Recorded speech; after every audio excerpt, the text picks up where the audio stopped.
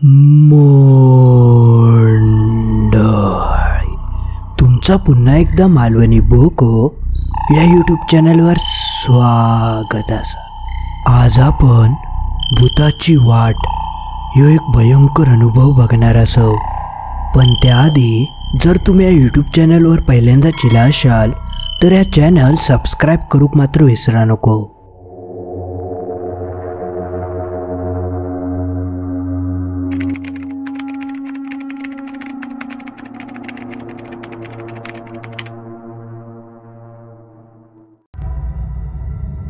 उन्हाळ्याचे दिवस होते। गुणाजी आणि सुहासिनी असा एक जोडप्या होता जो एका गावात राहायचा। एक दिवशी ह्या जो जोडप्या होता ता आपल्या नातेवाईकांका भेटाक दुसऱ्या गावात गेला होता। पण तेंका भेटान परत घराकडे येईपर्यंत तेंका खूपच उशीर झालो होतो। तरी संध्याकाळचे 5:30 होय दिले होते। ते त्यांच्याकडसून आपल्या घराकडे येऊक निघाले। घराकडे येत असताना वाटेत तेंका एक फाटो गावलो। त्या फाट्यावर एक माणूस मासे घेऊन बसलो होतो आणि त्याच्या टोपलेत मरणाचे मासे होते, एकदम ताजे फडफडीत। पण त्या दिवशी जास्त माणसांची वर्दळ नसल्यामुळे त्याचे मासे जास्त खपले नाही होते। त्यामुळे तो शेवटी एकदम स्वस्त दरात जास्त मासे देऊक लागलो होतो, कारण तेका सुद्धा ते सगळे आणलेले मासे परत नेऊचे नाही होते। जसा कोण वाटेत गावात तसे ते तेका मासे विकूचे होते। आणि जसे गुणाजी आणि सुहासिनी थंय येयली तसं तो माशेवालो तेंका बोलवूक लागलो। आणि तुमका तर माहिती असा, गावातल्या लोकांका माशाशिवाय चलत नाही होता। पण त्या दिवशी नातेवाईकांकडे जायचं असल्यामुळे त्यांनी काय मासे घेऊक नाही होते। पण तो माणूस अनायसे तेंका भेटलो होतो आणि गुणाजीक सुद्धा मासे खाऊची खूप आवड होती, त्यामुळे तेंका राहावलं नाही। आणि शेवटी ते त्या मासेवाल्याकडे गेले आणि खयचे मासे आता बघूक लागले। सुहासिनी मात्र तेंका मागून अडवत होती, कारण आधीच खूप उशीर झालो होतो आणि हळूहळू काळोख सुद्धा पडाक लागलो होतो। पण गुणाजी काय ऐकलो नाही। त्यांनी शेवटी त्याच्याकडनं मासे घेतल्यानच। पण त्या सगळा करेपर्यंत संध्याकाळी 6:15 होय दिले होते आणि त्या फाट्यावरसून त्यांच्या घराकडे जायपर्यंत अजून त्यांका तासभर तरी लागणार होतो। तसं गुणाजी सुहासिनीक म्हणालो, आपण एक काम करूया, आपल्याक आधीच उशीर झालो, आपण या सरळ रस्त्यान न जाता घाटीन खाली उतरूया। त्या घाटीन खाली जाऊक एक वाट होती, त्या वाटेन जर गेला तर बराचसा अंतर वाचायचा आणि त्यांच्या गावातली बरीचशी चलत जाणारी लोक ह्याच घाटीन खाली उतरायचे। आणि गुणाजी सुद्धा बऱ्याचदा ह्या वाटेन गेलेले होते। पण त्यांच्या गावात जी जुनी लोक होती ती सांगायची की ती वाट बरी नाया, त्या वाटेक भूताची वाट म्हणून म्हणायचे। पण त्यानंतर कोणाक फारसो काय अनुभव इलो नाही होतो आणि हळूहळू त्या सगळा लोक विसरून गेली। बरीचशी लोक त्या वाटेन ये जा करायची, कोणाकच काय अनुभव इलो नाही होतो। त्यामुळे या दोघांनी त्या वाटेन जाऊचा ठरवल्याने मग ते दोघवले माशांची पिशवी घेऊन त्या वाटेन हळूहळू जाऊक निघाले। त्या वाटेवरसून बऱ्याच लोकांची ये जा असल्यामुळे ती वाट तशी साफ होती आणि त्याच्यात उन्हाळ्याचे दिवस असल्यामुळे संपूर्ण गावात सुकान गेला होता। हे दोघवले मस्त गप्पा गोष्टी करत त्या वाटेन पटापट चलत होते, कारण काळोख पण पडाक लागलो होतो आणि शाप काळ्या पडाच्या आधी तेंका गावापर्यंत पोचूचा होता। पण त्या दिवशी एक गोष्ट मात्र विचित्र होती। नेहमी संध्याकाळी त्या वाटेन जाताना वेगवेगळ्या पक्ष्यांचो आवाज यायचो, पण त्यावेळी मात्र त्या दोघांका कसलोच आवाज येत नाही होतो। सगळीकडे स्मशान शांतता पसरली होती। हे दोघेच जण एकमेकांशी बोलत होते। असा वाटत होता की सगळे प्राणी पक्षी कशाक तरी घाबरान आधीच पळान गेले असावे। पण या दोघांनी मात्र ह्या सगळ्या गोष्टीकडे लक्ष देऊक नाही। हे आपल्याच गप्पा गोष्टीत रंगले होते। पण पुढे गेल्यावर ते अचानकच आपल्या जागेवर थांबले, कारण तेंका समोर जा काय दिसला ता बघून ते जराशे घाबरले। एक काळाकुट्ट मांजर धावत धावत त्यांच्या समोरसून एका झाडीत गेला आणि अचानकच त्या दिसेनासा झाला. हे दोघवले चांगलेच विचारात पडले. ह्या घाटीत काळा मांजूर काही नाहीला, होय जवळपास तर कोणाची घरा नाहीत, मग या इला कैसून? तसं गुणाजी म्हणालो, अरे कोणीतरी सोडल्या नसात, नाहीतर कोणाच्या तरी मागसून इला असात, आपल्या काय करूचा, तू चल. असा म्हणान ते पुढे चलाक लागले. चलता चलता तेंका मागसून एक आवाज इलो.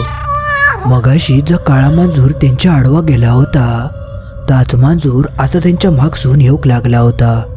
तशी सुहासिनी जरा घाबरत म्हणाली, अहो माका तर काय बरोबर वाटत नाही, या मांजूर आपली किती पाठलाग करता?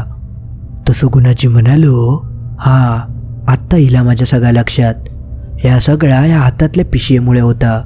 अगो विसरलं, आपल्या हातात मासे असत, या माशाच्याच वासाक आपल्या मागसून इला असतला.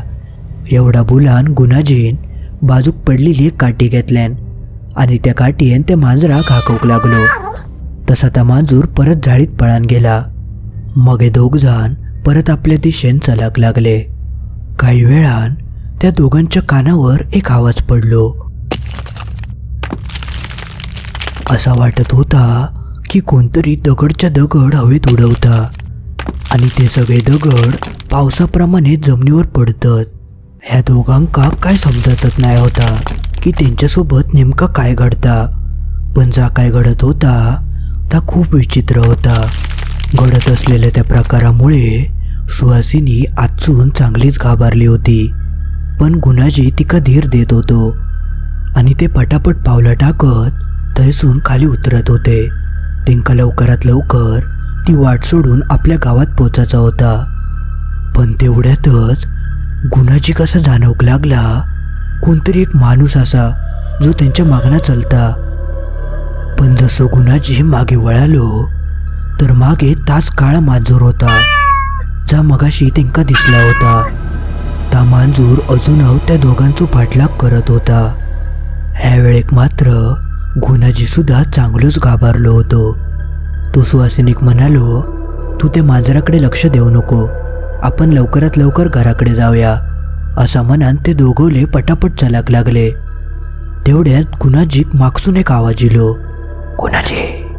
कोणतरी त्यांच्या मागसून त्यांच्या नावानं हाक मारत होता, पण गुणाजीन लगेच काय मागे वळाक नाही. त्यांनी पहिल्यांदा आपल्या बायकोक विचारल्यान, तुका कसलो आता आवाज ऐका गेलो काय? तशी ती घाबरतच म्हणाली, नाही हो, तुमका इलो काय? तसं गुणाजी म्हणालो, नाही नाही, मी मस्करी करत होतंय, चल निघाया. गुणाजी कळाला होता की आपल्यासोबत नक्कीच काहीतरी विचित्र घडता आणि जा काळा मांजूर आपली पाठलाग करता ता नक्कीच मांजूर नाया. तेवढ्यातच तेका परत आवाज इलो, गुणाजी! ह्यो सगळा आवाज फक्त गुणाजीकच येत होतो आणि त्यांनी याआधी काही लोकांकडसून ऐकलेला होता की कातर वेळेक जर कोण आपल्या नावान मागसून हाक मारत असत तर चुकांसुद्धा मागे वळून बघायचं नाही.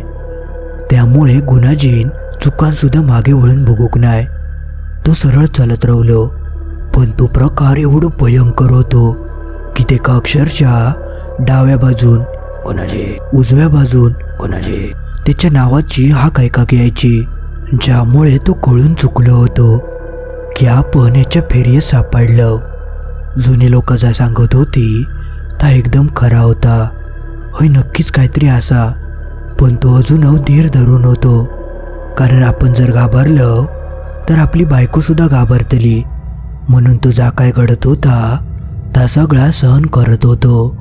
पण पुढे मात्र त्यांच्यासोबत जा काय घडला ता विचार करण्याच्या पलीकडचा होता. माशाची पिशी गुणाजीच्या हातात होती आणि तो आधीच घाबरलो होतो. तेवढ्यातच त्याच्या पिशेसून कसलो तरी आवाज येऊक लागलो. त्याच्या पिशेत काहीतरी फडफडाक लागला होता. तसा गुणाजीन पटकन पिशी उघडून बघितल्यान. जसं तो आतमध्ये वाकान बघता तर त्याच्या पायाखालची जमीनच सरकली. मेलेले मासे अचानकच जिवंत झाले होते आणि ते अक्षरशः फडफडाक लागले होते. ता सगळा भयंकर दृश्य बघून गुणाजीन त्या अंगच काढल्यान. तो ते चांगलोच घाबरलो आणि अक्षरशः जोर जोरात ओरडत त्यांना पळाक लागलो. मग सुहासिनी सुद्धा त्याच्या मागसून धावाक लागली. ते कसे बसे आपल्या घराकडे येऊन तर पोचले, पण गुणाजीक मात्र घराकडे येताच भयंकर ताप भरलो. तो तापान अक्षरशः फडफडाक लागलो होतो. त्यांनी जे मासे आणलेले होते ते घराच्या एका कोट्याकत लटकान रवले, कारण गुणाजी तर तापान फणफणत होतो.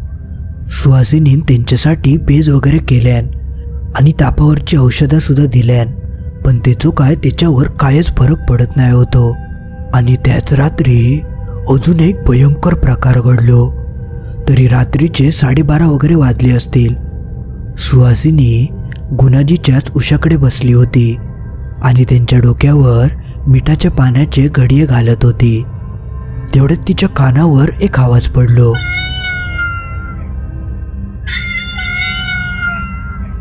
ती मांजरा अक्षरशः त्यांच्या घराबाहेर सून मोठमोठ्यान रडत होती. आणि मांजरा रडताना त्यांनी जीवनात पहिल्यांदाच बघितलेला होता.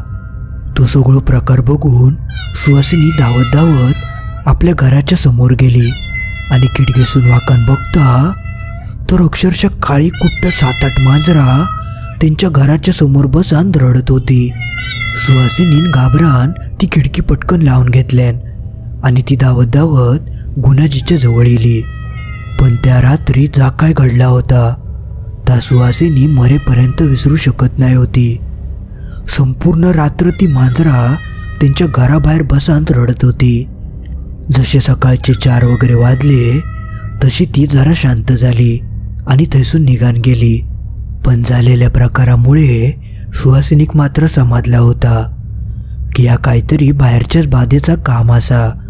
म्हणून पुढच्या दिवशी त्यांनी त्यांच्या गावातल्या एका मांत्रिकाक गाठल्यान आणि सगळं प्रकार त्याच्या कानावर घातल्यान. तो सगळं प्रकार ऐकान मांत्रिक म्हणालो, ह्या खूप भयंकर असा.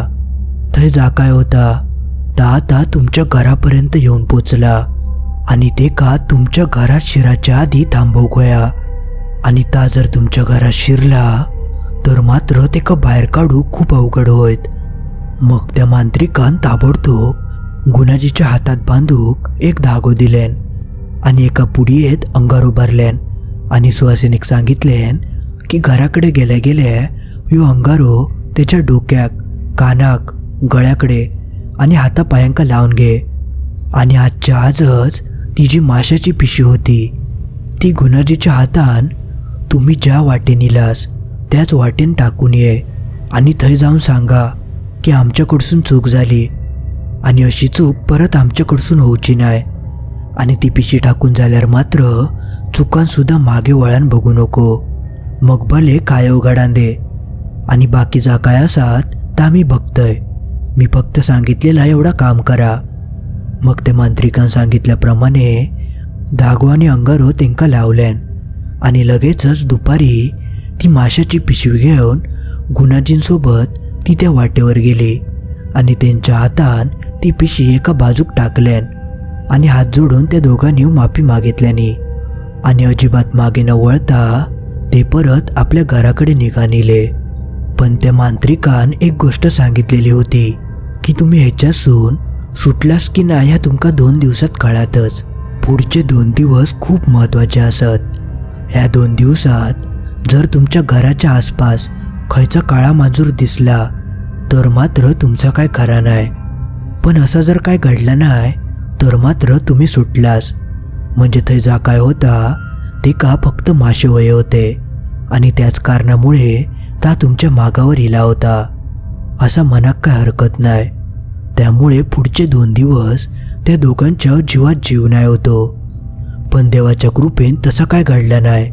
खयचाच काळा मांजूर त्यांच्या घराच्या आसपास दिसाक नाही. म्हणजे थंय जा काय होता त्या माशामुळेच त्यांच्या मागे इला होता. पण त्या रात्री चुकान जरी त्या दोघांनी ते मासे खाल्ल्याने असते तर मात्र पुढे जा काय घडणार होता ता खूप भयंकर होता या मात्र नक्की. पण ते दोघवले थोडक्यात वाचले होते. म्हणून मित्रांनो, असा संध्याकाळच्या कातर वेळेक आपल्याक जर एखादी वाट माहीत नसात तर असे मांसाहारी पदार्थ चुकांसुद्धा हातासून घेऊन येऊचे नसतात. कारण असे भटकणारे आत्मा असतात ते त्या वासाच्या मागणा आपल्या मागावर येतात. मग आपल्याक पुढे असो त्रास होऊ शकता. मंडळी, आज पुरता एवढाच. तुमका हे अनुभव कसो वाटलो तर कमेंटमध्ये नक्की कळवा. आणि तुमका जरी गोष्ट आवडली असात तर लगेच लाईक करून टाका आणि आपल्या मित्रमैत्रिणींका ही गोष्ट शेअर करूक विसरा नको. आणि अजून तुम्ही हा चॅनल सबस्क्राईब करूक नशाल तर लगेच सबस्क्राईब करून टाका. चला तर मग लवकरच भेटाया अशीच आगीवेगळी आणि भयानक गोष्ट घेऊन शुक्रवारी ठीक रात्री 10:30 वाजता.